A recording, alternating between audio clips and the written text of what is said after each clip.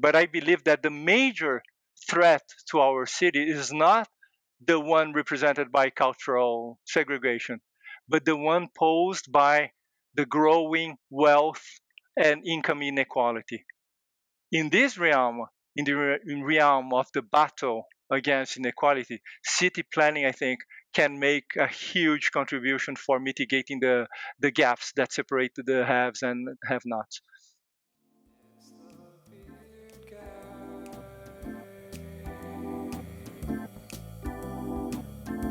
Hey everyone, welcome to another episode of I Know This Guy, the podcast where we dive deep into the lives of some of the most interesting people I know. Before we get started, please like and subscribe to I Know This Guy wherever you get your podcasts. By the way, my kids want me to say something about ringing a bell. What the hell's a bell?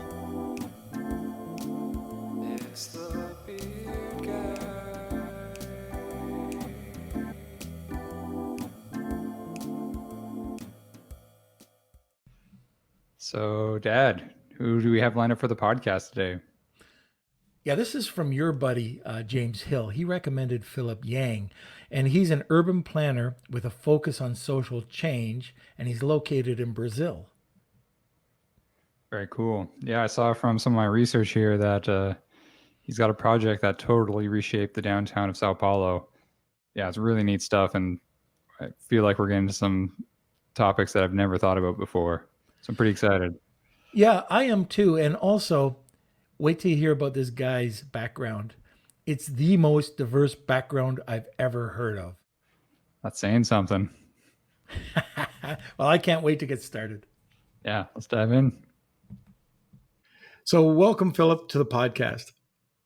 Thank you, Norman. Thank you so much for having me. Oh, you're very welcome. So, how is Brazil today? Brazil's fine, wonderful weather. We have a terrible president here, as you may well know. But other than that, we are heading towards a path out of the pandemic, hopefully. All Canadians are, I think. So, but it's a great day. It's 30 degrees Celsius in a winter day. So it's a very surprising temperature for a winter day. And it's a blue sky and a perfect day for having this conversation, Norman. I've heard a lot about you. We've had a small talk before we started this interview, but you are an amazing individual. I want you to go back and talk a little bit about your background and just the different lives that you've had. Like, from what I understand, from what I know, you've had 4 incredible changes in your life, starting from a musician. Is that correct?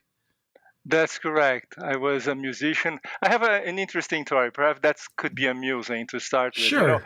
I started my college education in an engineering school, the Polytechnic School of the University of São Paulo.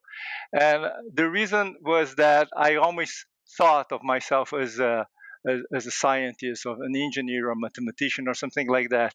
But then when I was about 17, I got to know a piano professor, an Austrian piano professor who lived in the neighborhood. And I wanted to have lessons with him. I was playing the piano since I was a kid, but I was very interested in having lessons with this Austrian professor. And then I came to my father before going into college, and I said to my father, "Listen, I wanted to have lessons with this guy." And my father said, "Okay, it's quite an expensive professor. So let's do the following. If you manage to to be admitted to the University of São Paulo, then I will pay you the piano lessons." So there was a challenge there, and I had to go into the engineering school of the university so that I could obtain the piano lessons that I wanted.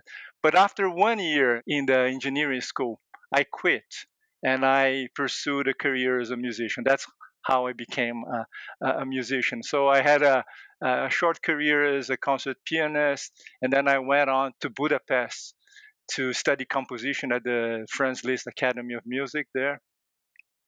So that was the beginning. And then those were Cold War years, and I got very interested in international affairs. So when I finished my studies, I was already with my wife there, Patricia, and then we decided to go back to Brazil. And decided to, to try to be admitted to the Brazilian foreign service career. So I became a Brazilian diplomat. So, Philip, I'm just kind of curious. So, you're a musician. You now get interested in the foreign service. How did you? Where did you start to, apply or to get into being a diplomat? I always thought that getting involved being a diplomat, you've got either some sort of entrepreneurial background or you're already involved with politics. For the Brazilian Foreign Service, there's an admission process. Every year they hold examinations, and they typically select about 20 to 30 new diplomats every year. It's a very competitive process. I got to know about this. I had no idea about this, but I got to know about this when I was a student at the Translist Academy in Budapest. I got to know a few diplomats there, and then I got to know how the admission process functioned. So I got all these directions, and there was a huge laundry list of books that the candidate is supposed to read. So I read all those books. There was language examination. In those days were English and French, and of course Portuguese as well, which is the native language of Brazil. When I started to study, and I came back to Brazil, I tried twice the examination. The first one was without any training. I had not finished the whole bibliography of the examination. And then the second time, 1 year later, I had completed all the readings. I was doing a number of exercises in writing. So I had my successful shot in the second attempt. And that happened, it was in 1991. So I was admitted in 91. There are 2 years of diplomatic academy in Brazil, and then after that, I started to serve as a diplomat. So, where did that lead you? Well, it was very interesting. I was born from a Chinese family in Brazil. My father fled China in 1955. He came to Brazil in 1955. Actually, he fled China in 1949. He was very linked to the ancien regime, the nationalists that were in power before the communists took over. So he decided to flee, and he went to Japan. He spent like 6 years in Japan, in Tokyo, from 49 to 55, and in 55 he came to Brazil. So I was born here. He was an entrepreneur. He didn't do well. He was a very wealthy man. He was an entrepreneur in China and in Japan. He was very successful there, but not very successful here in Brazil. So when I was born, I am the last of 5 kids. My family was not doing well. I was a middle class uh, kid going to school, and so that was my original background. So going into diplomacy was a change because I started to have all these possibilities of meeting different people, connecting to people in power in Brasilia, the capital of the city, also in business. So it was a totally change in perspective for a middle class kid coming from São Paulo. And what ended up happening with that career? How long did you last? Well, it lasted for 10 years. I served in Brasilia. It starts in Brasilia, the capital, and then I went to Geneva, and then I went to Beijing. I served for 2.5 years in Beijing, and then I went to Washington. I spent another 3.5 years in Washington. And then by then, I started to think that diplomacy would not be a commitment for the rest of my life. So I started to think that government was too much to spend the rest of my life. So I started to think of different things. So I went back to school. I went to Harvard. I did a master's degree there in public administration. And then when I left the service, I thought that I could explore alternatives in the private sector. I could start doing business. So that's what I did. And so I had another period doing business in Brazil. And after a period doing business, I I decided to establish URBEM, which I hope is the focus of our of our conversation today. It has to do with urban planning. It has to do with São Paulo, my city, and it has to do mainly with the attempt of promoting urban change, which is the mission of the organization that I established. Yeah, I can't wait to get into that. So we had no idea when we were first talking to James about, first of all, how interesting your life was leading up to URBEM, and I had no idea about these types of situations. So why don't we just get into URBEM right now and tell everybody a little bit about it? Why did you get involved? What makes a better city? Okay, so Urban, this is the name of the institution. We call it a center of action. We call it a do tank as opposed to a think tank because we are committed to promoting urban change. So a do tank rather than a think tank. Exactly. I like it. It's an interesting thing because academia here in Brazil is producing a lot of knowledge and world class knowledge, but there's little interaction between academia, the knowledge production centers, and actually the action that is taking place in the city, the market forces, the government forces. So we thought that a do tank would have a role in promoting, a convergence of different forces at play in city making. So that's why urban exists. We thought that São Paulo did not evolve well from the urban development point of view. It is a city that is home to 20 million people now, out from 30,000 people in 1870. So in about 100 years, we jumped from 30,000 people to 20 million people.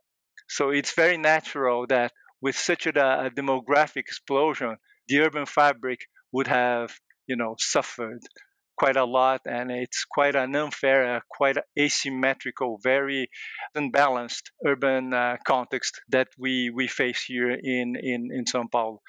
So I found that I decided to establish urban as a wish of legacy, as a wish to contribute to urban betterment of the city. I've got to ask, bureaucracy. It's got to be a major factor. Like things, how did you get things done? Oh, that's a huge challenge for every major city. As you see, as you know, every big city is a stage of conflicts, right? It's no different here in São Paulo. It is a place where huge conflicts take place. Not only corporate interests, but also societal conflicts are taking place here in São Paulo. So, the one of the roles that urban undertakes is to try to promote a convergence between all these different forces. Not an easy task, and I have a number of stories here to tell you the challenge that we face on a daily basis. Well, in your eyes, what makes Sao Paulo, what could you do to make it a better city? In our view, a better city is a city with more mixed used and mixed income areas with better infrastructure. Of course, this is a perspective of a city that is in the global south.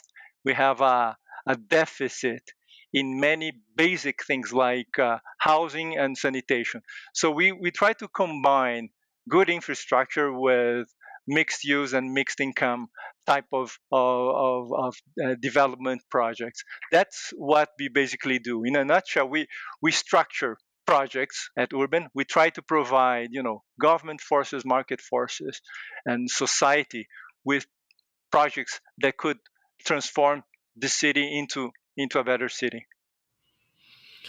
I know I've even seen it here in Canada where the government or at least the region has tried to bring in different income levels into certain neighborhoods, and they were met with heavy resistance. What was it like over there? I'm sure it probably was even worse. It is. It is. And NIMBYism, I don't know whether you are familiar with the acronym.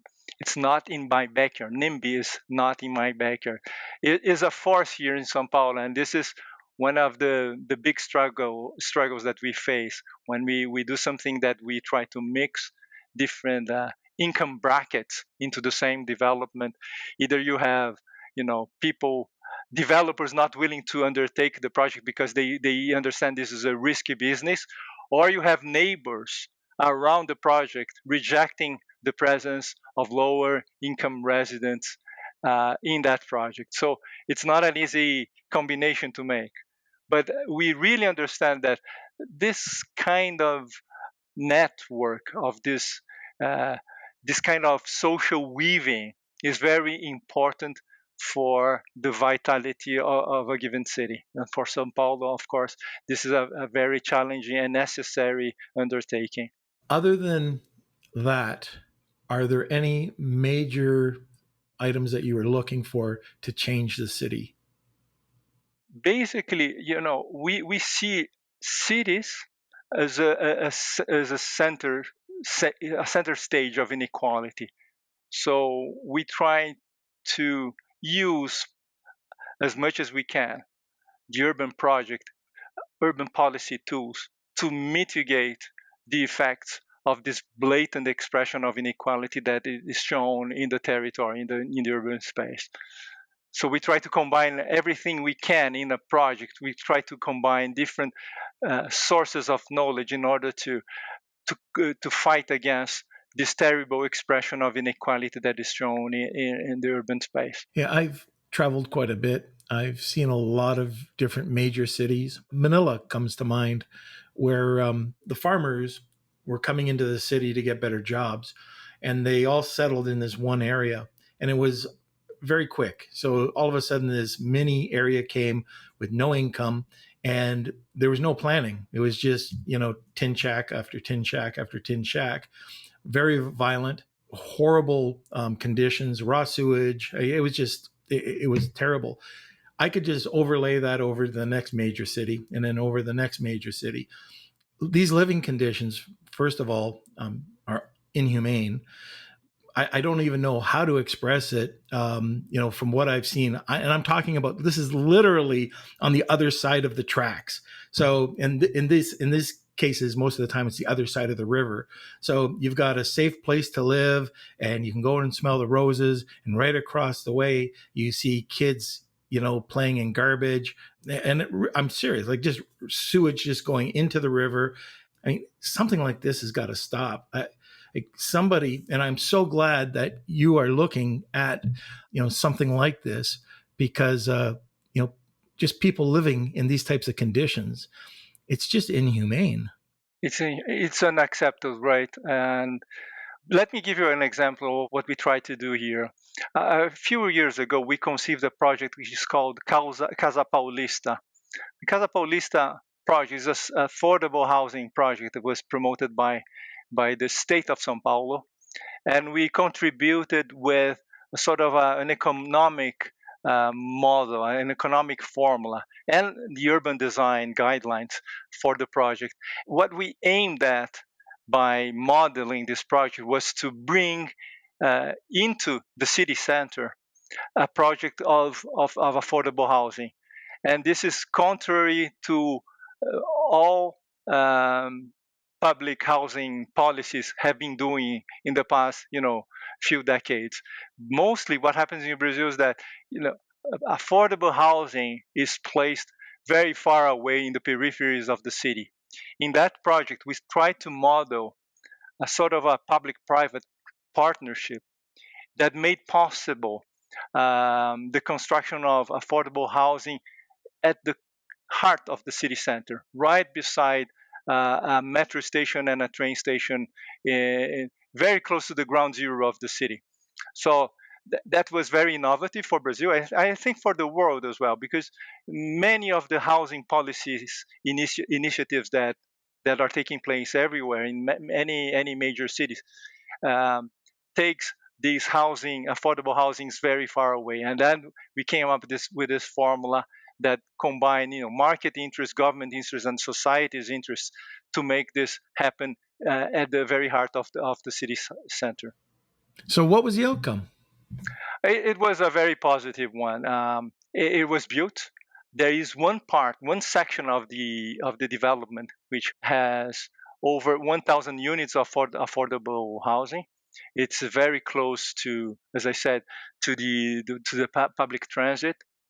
And it was meant to be a mixed income, mixed use project, and it is like this.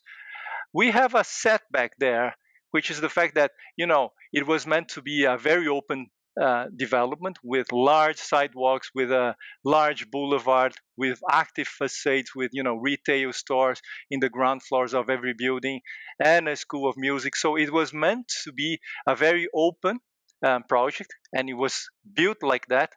But when the project finished, that transitory setback that we had, the walls, the construction walls that encircled the area are still there. They were not removed because the city center, the downtown area in São Paulo, is still very dangerous. So there was this request by the residents not to remove the construction walls.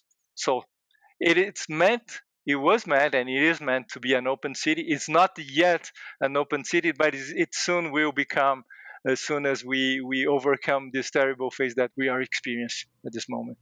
So it's a city within a city. It's a city within a city, but it's going to be a city open to the city without walls, hopefully very soon. So I love the idea of you creating this city. These, just people in general feel better about themselves just living in a nice spot, waking up in a nice home, in a safe environment, and yet a block away outside of these other walls, you've got, like you said, there could be violence, it could be whatever, because people, and probably, the majority, there's a beautiful new city, but outside of the walls, how do you face, the violence and, you can't solve that, right? Like you can't just go into a major city and solve the problems of people that have low income, the violence that's in the street. How do you face something like that in such a huge city?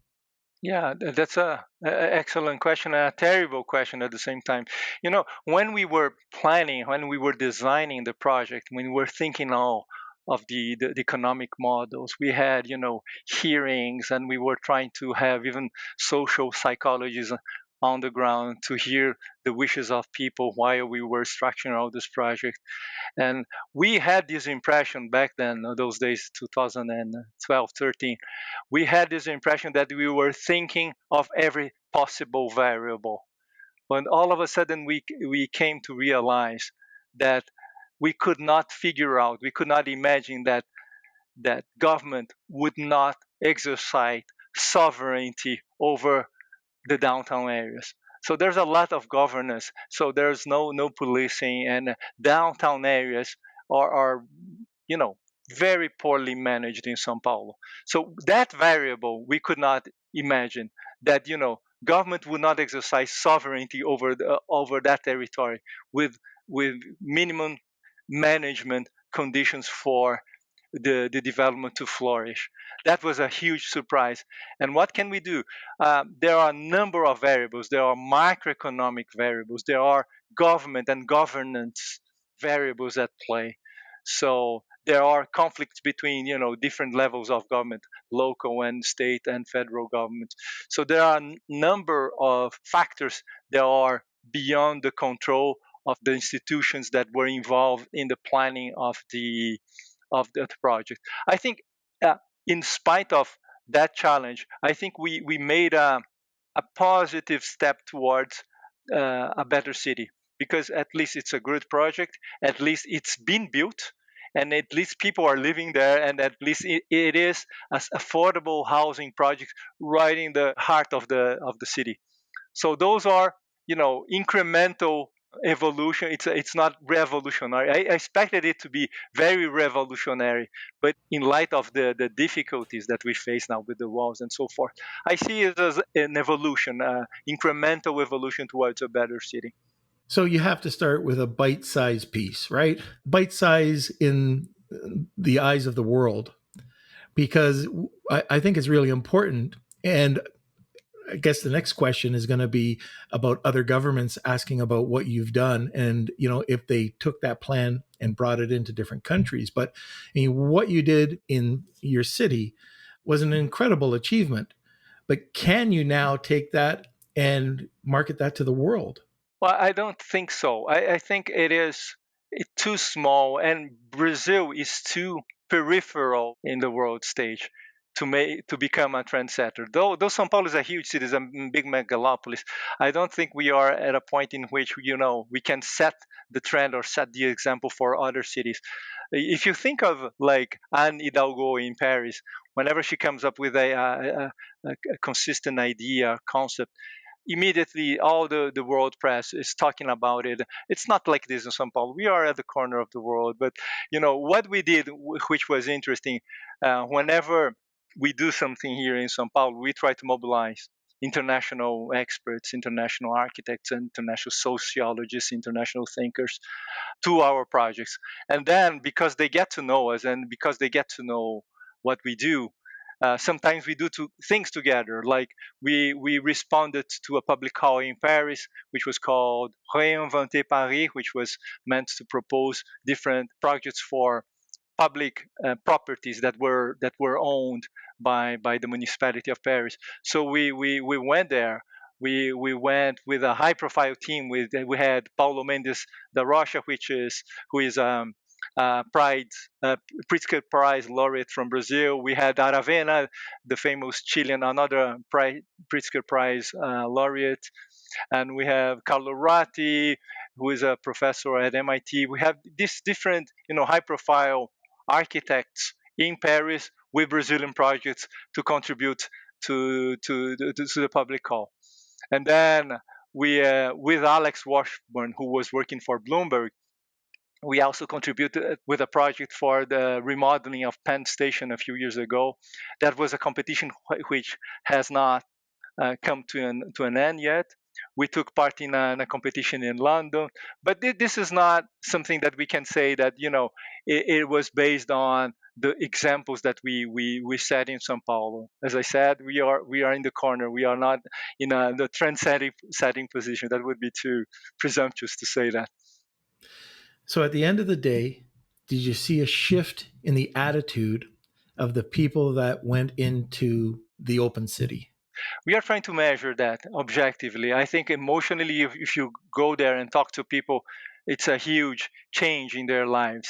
But we want to measure that. We are now creating the metrics for measuring the impact of what happened before and what's happening now in many parameters, like the time that people would take to and from the workplaces, from their homes, the access to education facilities, schools, nurseries, the access to facilities, and so on and so forth. But I think it's very concrete. If you go there and talk to people, they express this in a very lively way. But we want to transform this into a very concrete metrics for knowing exactly what has changed in the project. Well, you're going to have to send us some pictures, and we want to put this up on the website so people can actually see what you've done. I mean, this is an incredible accomplishment. Thank you. So now, Philip, we're going to move on to your favorite quote. Let me say this. I would take advantage of Jane Jacobs being Canadian, right? She spent part of her life in New York. She was an activist. Had a very prominent role in the development of New York. There's a quote by her that I love. She says something like this: cities have the capability of providing something for everybody only because and only when they are created by everybody. And I like this quote. I love this quote because my experience has shown that a good city or a good sustainable urban project is one that is made by a convergence of market, government, and societal forces. So what my experience has shown that whenever an urban project is undertaken by one of these forces alone, isolatedly, the results can be really bad, right? And there are several good and bad examples. I think a good example is given by the High Line in New York. That was something that was promoted or enticed by civil society, and it got later on down the road, it got the support of government, and then market forces came into the game to support the different alternatives that were open for participation. So that's I think it's a great example of this tripod of forces giving birth to an urban project that looks beautiful, seems very organic into the city, and it gives a huge contribution for civic life in the city. Of course, there are in every urban project there are detractors, but this is a side effect that is we can understand. But overall, it's a wonderful project. It's a good example of a good outcome, and there are examples of bad outcomes when this tripod of forces are not working as a tripod. And a good example of a bad outcome is given perhaps by this project. I don't know whether you know or if you have heard of it. It's called the Proved Eagle housing project that was built in St. Louis in the United States. It is a totally government-led affordable housing that had to be demolished 10 years after it was built.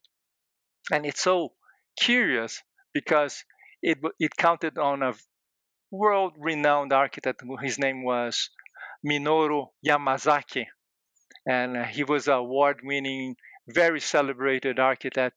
It was a beautiful project, but by the fact that it was, totally and solely government-led, the project came out as a very, a project that did not met the needs, the real needs the potential beneficiaries, the dwellers of the housing units, and it had to be demolished.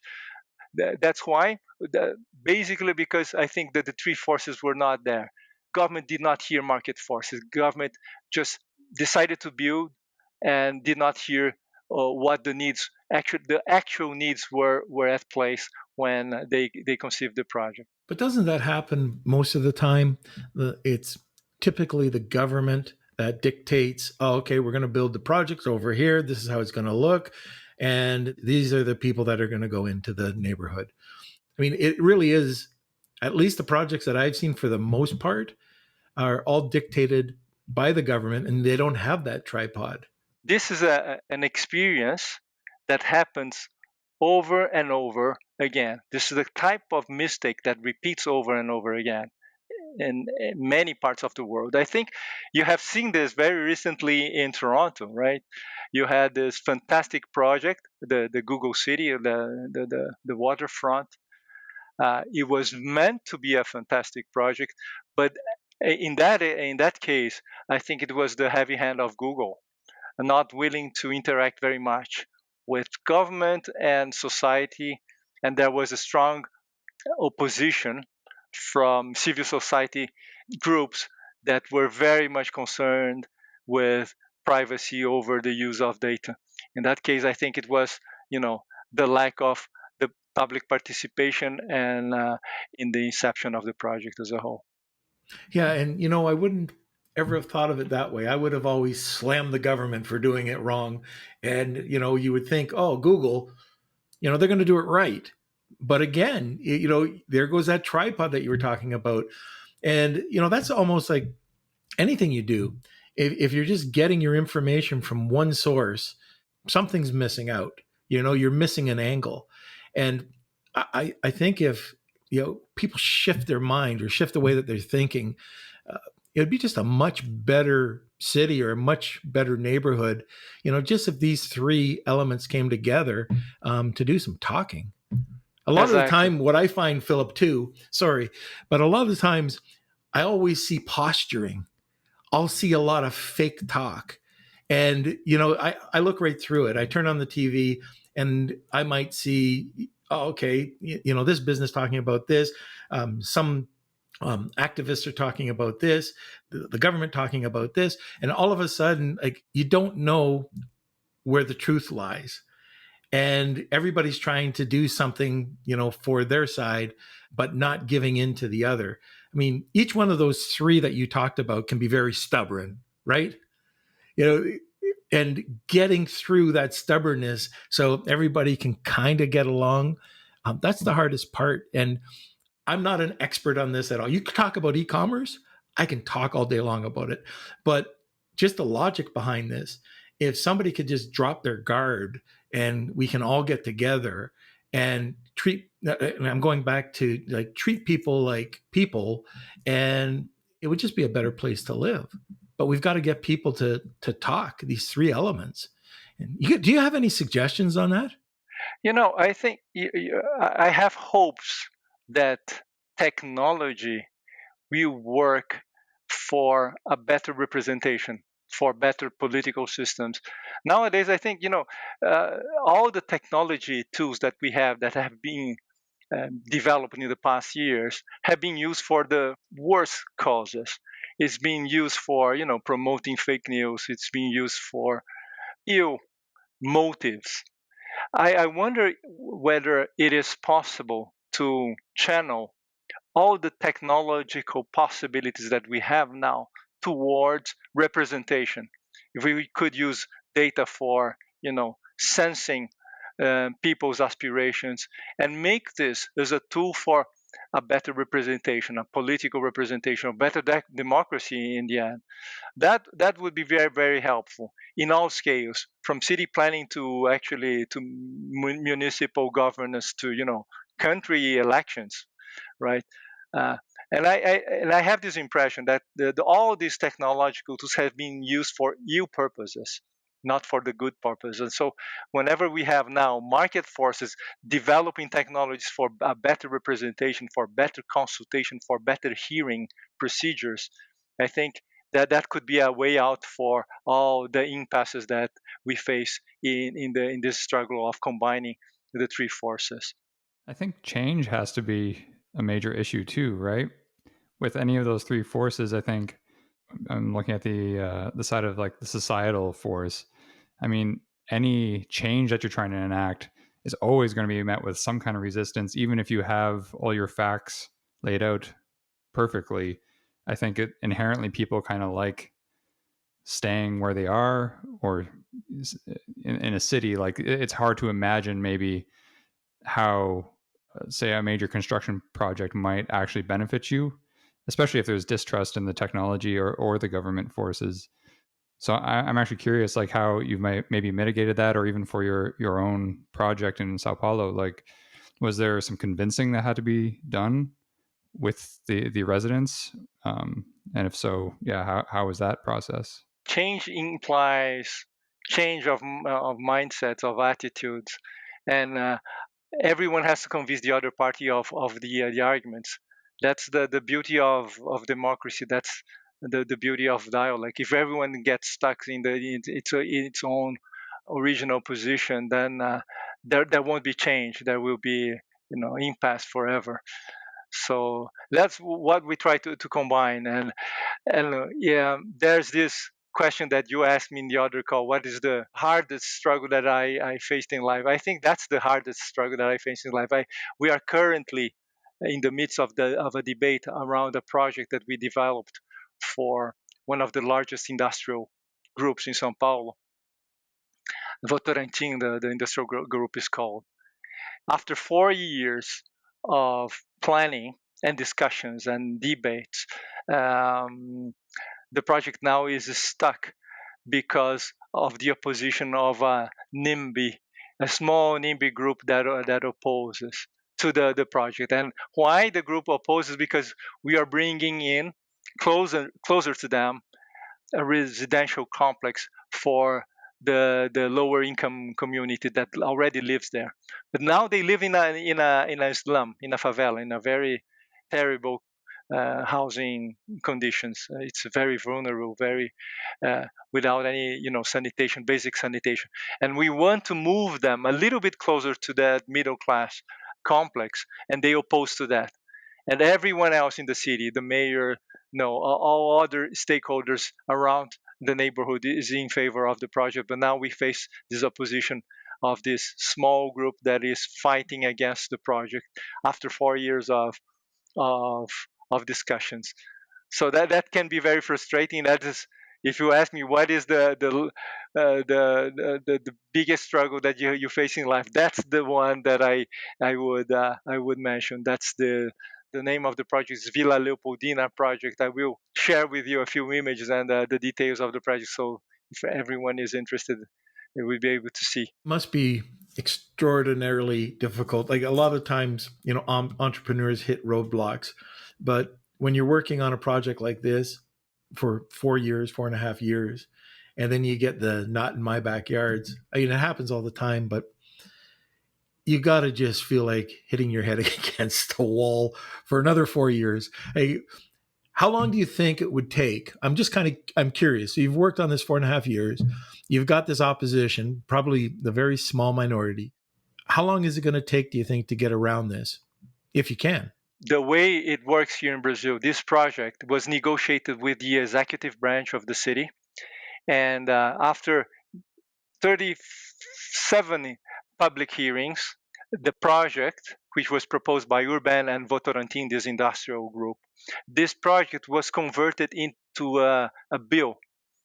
So the executive branch agreed with the project. Yeah, we negotiated with them. We negotiated with all stakeholders, and this bill was sent last year to the legislative branch of the city hall. Now it's been sitting for in the legislative body of the city hall for 1 year now, and it has been submitted to the plenary 4 times in the past 4 months. So we expect it to be voted in the coming weeks. Hopefully, let's see how it goes. But what is sort of frustrating is the fact that we did everything that was within our reach to discuss it institutionally and rationally with every party involved. We tried to accommodate every conflicting interest during this 3-4 years of negotiation, and now we enter in a phase in which rationality does not prevail. We are in the realm of the imponderable. We don't know, because then it's an exchange of insults. It's an exchange of emotions. It's not rational anymore. So it's very difficult. And of course, there are political forces, political interests that get into the picture. So it's very hard to predict what's going to be the outcome. So let's see. Perhaps next week I'll have good news for you. I hope you do. So now let's talk a little bit more about something different. It was interesting when we had our pre-call and you talked about a subject. I had no idea that we'd even get it on. We started talking about COVID.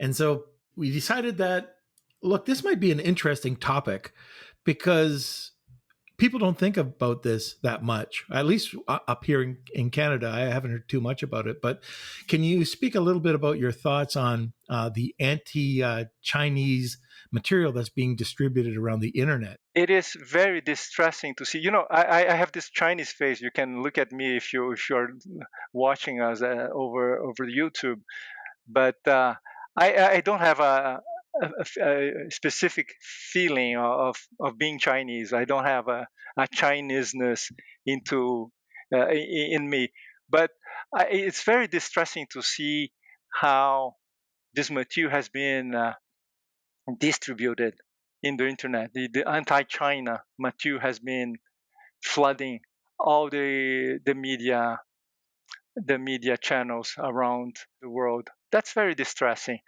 And it's not because I have a Chinese background. It's just because that it's so intriguing to see that this is being distributed by bots. In the case of Brazil, it's very interesting because you see that this material is very professionally made.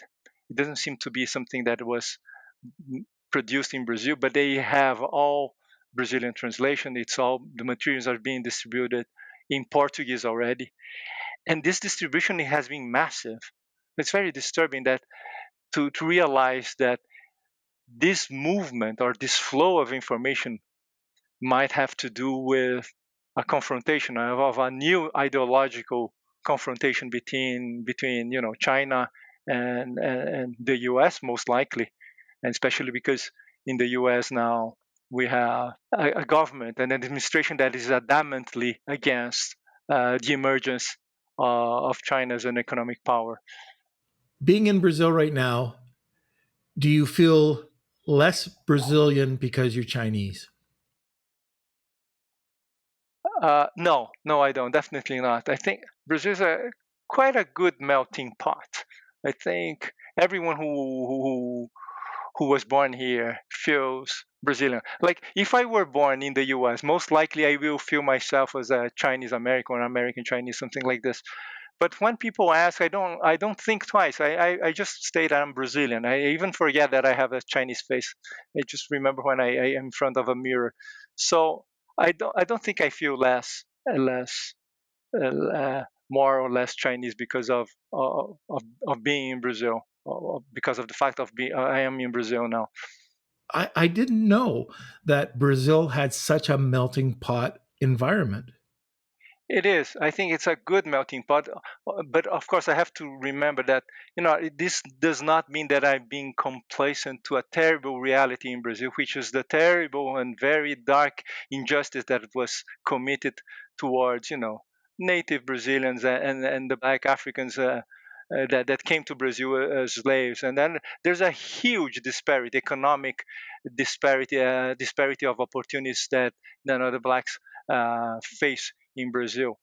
It's part of the inequality that we experience everywhere. But I think Brazil, I would say that Brazil is a good melting pot, except for the fact that I think native Brazilians and blacks suffered quite a lot, historically speaking, and it is a heritage that they still experience until today. So, except for that terrible dimension of injustice, of racial injustice and socio-economic injustice, Brazil is quite a good melting pot. So how is I've been watching I don't know why I do this. This is crazy. But every night I hit my app on the phone and I watch the COVID virus numbers. And Brazil is going crazy. What's happening in Brazil right now? Are the hospitals filled? How are things within the cities? Well, I think we had this terrible problem of the federal government, especially the president, not acknowledging the seriousness, the gravity of the pandemic. So the message that came from the highest leadership of the country was to one direction, and the message coming from other levels of government was towards another direction. So there was a total mismanagement of initiatives here in Brazil towards the pandemic. And I think the numbers that we face here in Brazil, this is all a result of this mismanagement that took place here as a result of this terrible federal administration. It's kind of funny that the two main players out there that said don't have to worry about it. So you've got Trump on the one side, and then you've got your it's president, correct? Yes. Yeah. Saying the exact. I remember watching news footage. No mask is watching, just denying everything, and now there's the more cases in Brazil and the United States than anywhere else in the world, which I shouldn't be laughing at. I mean, it's just funny that the two that denied it got hit the worst. Exactly. Yeah, I always say that. It's terrible to say that it's funny, but it's a very sad outcome to have terrible presidents, negationist presidents, and having this outcome, which is a terrible, very concrete indication of what happens when the country, when the policies are poorly conceived. The good side of this story is that at this point, at least to my knowledge, we don't have hospitals which are in full capacity. I think we had a few cities in the past, in a few months ago, that had the intensive care units flooded with people, but that is not the case anymore. So this is the good news, at least. And I think numbers are stabilizing now. We have only out of our state, the total states, we have only 2 states which have an augmentation of cases, but the other states are either stable or declining. So we might have reached the peak of the pandemic here in Brazil. I haven't mentioned this on the podcast before, but one of the things I was trying to do was bring masks in, and we were doing it at a cost. We were trying to just help out as fast as we could getting masks in. So we had connections in China. We had certified masks that we could get in. We could get them at the time for, I think it was $1.37. However, and it wasn't a few, it was like 50 million masks. And we were trying to get them into the system. Well, what happens? First of all, we couldn't ship them in because they were from China. Well, if you got over that hurdle, the material used, which is what you needed, wouldn't get through the customs, the borders, security.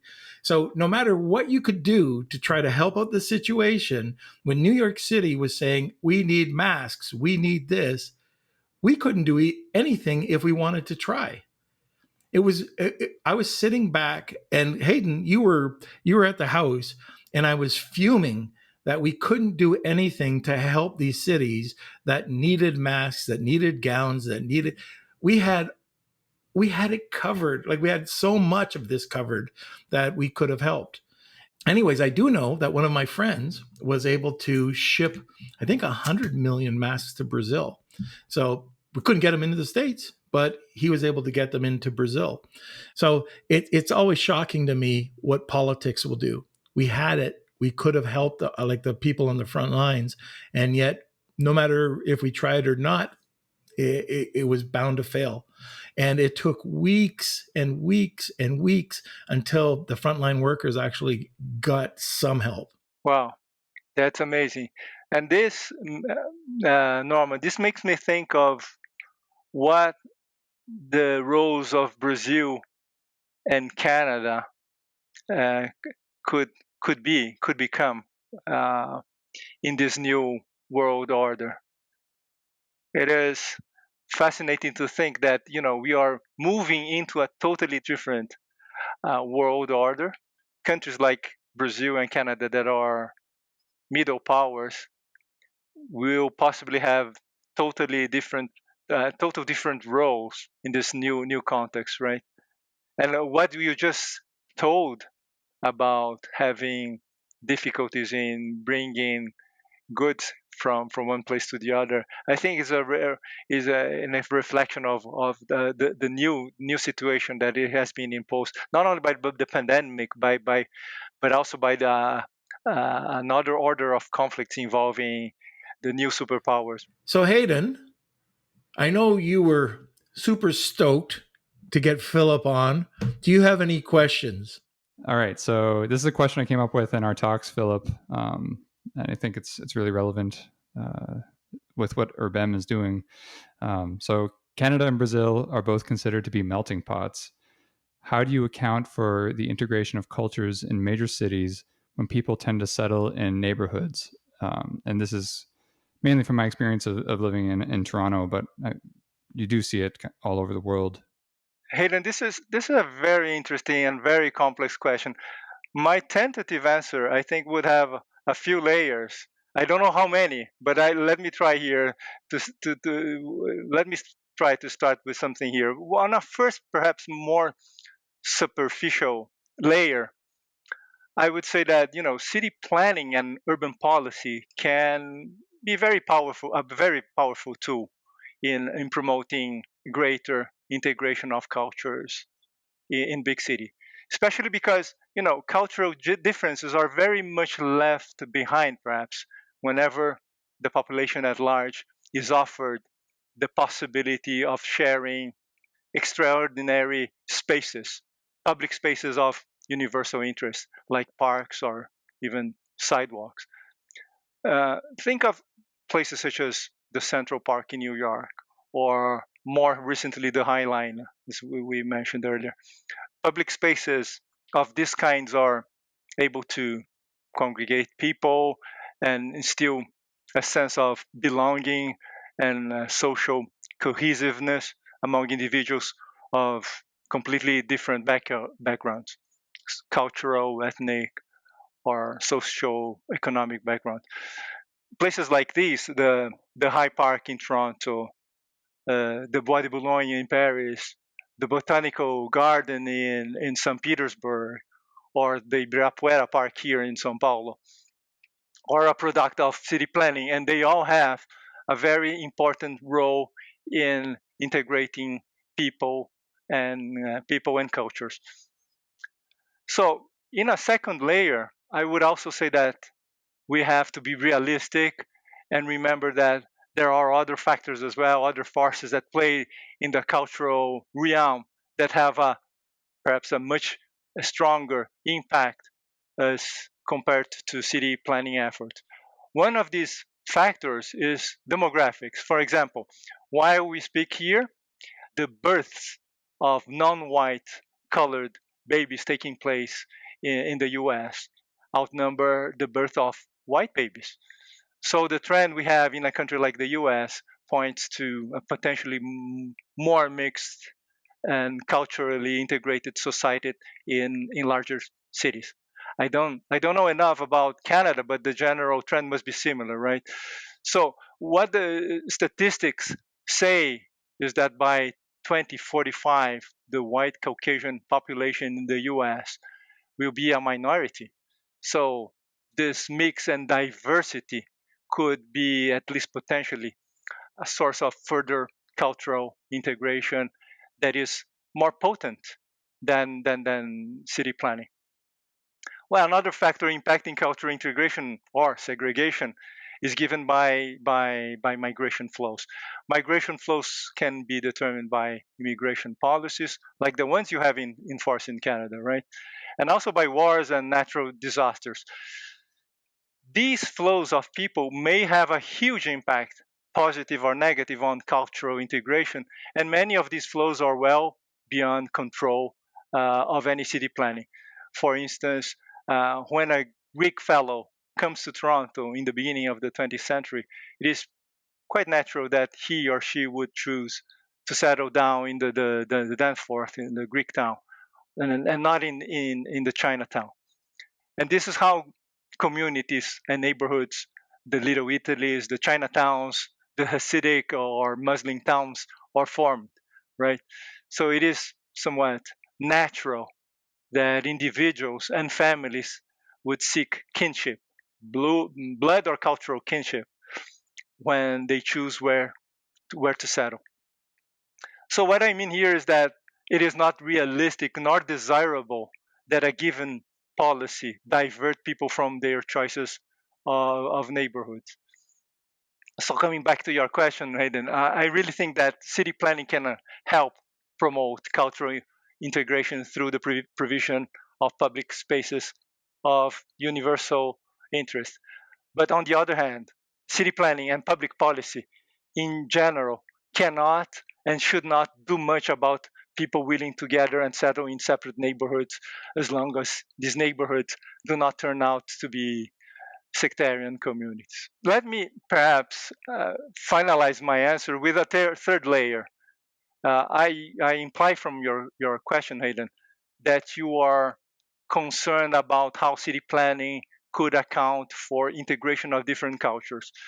This is a very important concern, but I believe that the major threat to our city is not the one represented by cultural segregation, but the one posed by the growing wealth and income inequality. In this realm, in the realm of the battle against inequality, city planning, I think, can make a huge contribution for mitigating the gaps that separate the haves and the have-nots. Ghettos of poverty, much more than ethnic or cultural ghettos, represent a threat to our futures, I believe. And here, in the context of rising inequality, city planning and urban policy is well equipped with tools to fight the negative effects of this ongoing process. You know, Philip, you touched on something there. Pre-COVID, well, even getting into COVID, I was trying to figure out, you, what was going on. And nobody knows what's going on, but what I've seen over the last few months, several months now, is something that I only started thinking about, and I hated thinking this. And Hayden's going to roll his eyes. He's not going to, like, oh, Dad, don't talk about this. But what I saw was another separation of wealth, and it's worse than ever. Like, if you take a look at the Great Depression, if you take a look at the 2008 submortgage crisis, housing crisis, take a look at what happened right now, like across Canada, across the world, but in the US and Canada, how many businesses have gone out of business? The restaurants, the travel agencies, people that have gone under. Yes, the governments have gone and subsidized a certain amount of money, but at the end of the day, a lot of this money, where did it go? And I'd sit down, I'd have a cigar, and I'd talk to Hayden about this in the backyard with the other guy, my other two kids, and say, it's, if you take a look at it, how can the stock market be rising if you're looking at the Dow Jones and it's going up and up and up? What's happening? And then, it's just kading, big money. The guys that have it are making a ton, and everybody else is eating dust.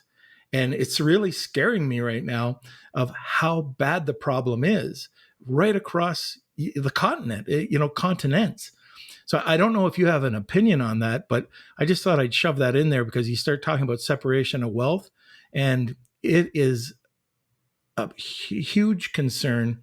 And I don't even think a lot of people have been addressing it because the government has been subsidizing the people that were unemployed, but it doesn't help the people that own businesses that just lost everything.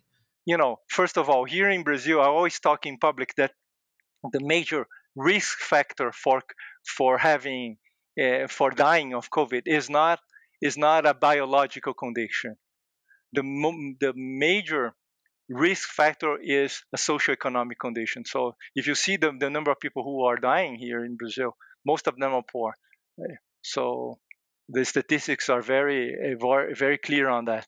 Black people, poor people are is where the cases are highest.